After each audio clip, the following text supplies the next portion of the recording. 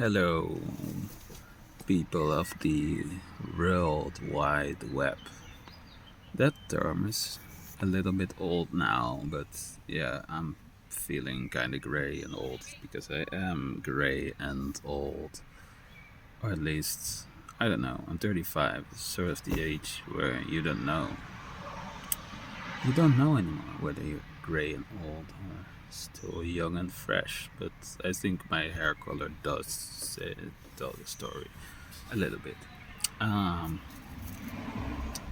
yeah, so I'm building this game.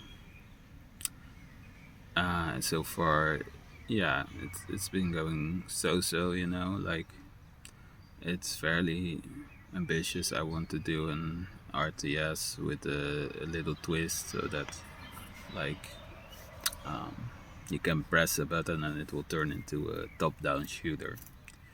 So yeah, today I was busy with some refactoring because recently I switched from developing it in Vim, which is an advanced but very simple text editor. I mean, it's difficult to use, and you can get some productivity gains out of it. But I wanted to know whether I had made a mistake before I ran the program. So that meant switching to pycharm. But pycharm, it's a little bit different. It, the tricks that I used when developing in Vim, those I could not use when developing in pycharm. Like I used exec quite a lot uh, to get my global variables and the like. In a game there are some objects you want to use almost across the place, like your background, background image. You want to draw stuff on it. Um, yeah, uh, that doesn't just need to be drawn in one place, but in more than one. So what I did is exec it reads a file, then executes it. So it reads a Python file, then executes it. But for PyCharm, it's impossible to keep track of that. It doesn't really register. If you look at the file that is being executed, it doesn't really register that which variables I had in my previous file and stuff like that. So that means my code was full of red lines, like indication that I did something wrong, even though I did not. It works perfectly. But yeah, because it's now getting a little bit larger, I do need to know ahead of time whether I make mistakes or not, so I can correct them. Obviously,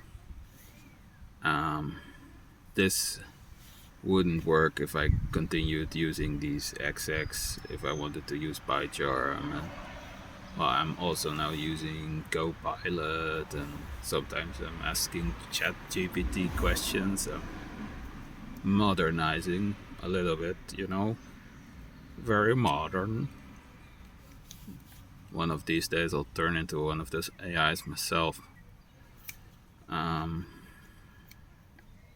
Yeah, so that.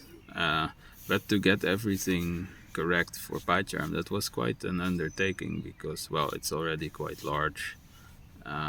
It's like what, 2,000 lines at the moment. Well, I mean that's not huge by any means, but it's not that small either. I mean, need to restructure 2,000 lines. So good luck. So yeah, one problem I had was like I decided to go with importing a file with the global variables, which is similar to what I was doing already, but it's a little bit different. But the problem is if you import a file, then it makes a copy of those variables. It does not just It just does not just use those variables. So if you edit them and then import them in on another file, they will not be edited. So that was a little bit of a problem. And now I'm using an object to and now I'm using objects to hold those variables, because those gets copied by reference in most programming languages. So if you change something, then it does work. Yeah, I actually asked ChatGPT a lot of questions about that, because I didn't know whether it was possible to like have your cake and eat it too. When you work with an object, then it's like object dot something.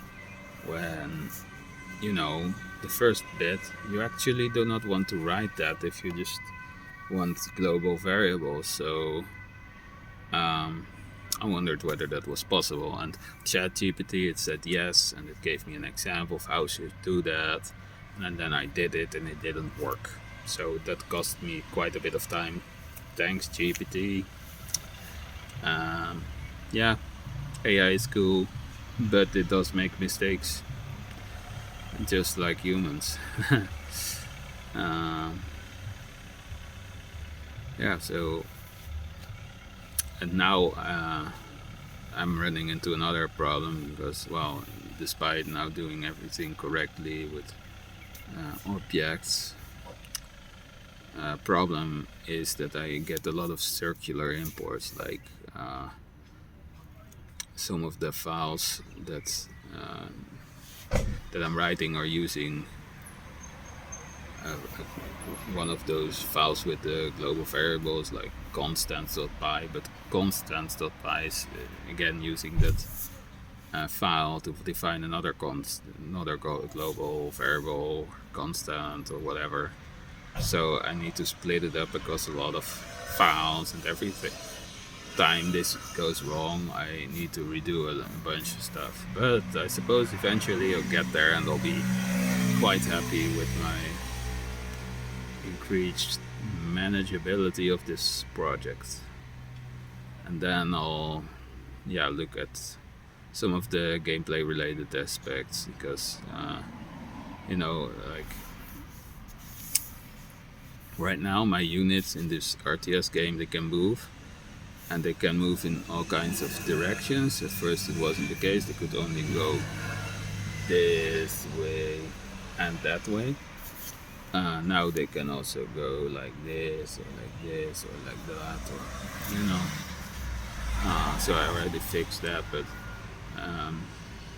we might want a little bit more units. We might want to have the shooting be a little bit more realistic, because right now it just detects the distance between two units, and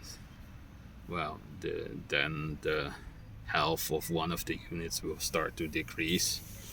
Yeah, doesn't look realistic, right? You just see a unit disappearing after a while. I mean, that's not fun.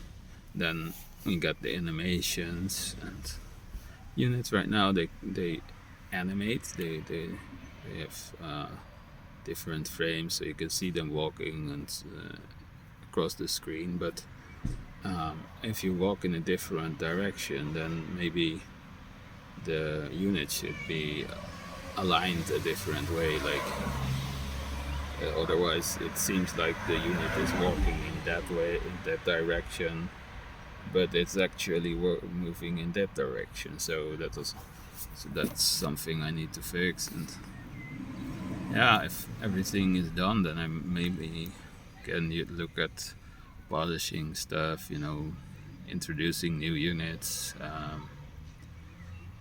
focusing a little bit on the shooter aspects, things like that, just expanding the game. Because right now I've been working on these systems for a very long time, for months now.